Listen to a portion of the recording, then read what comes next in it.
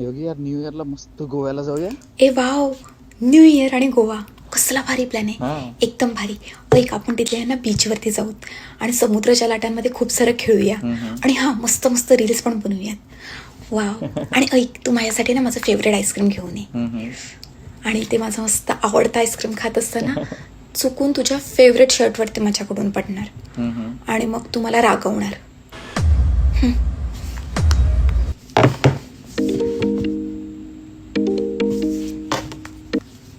मी कुठे चिडलोय?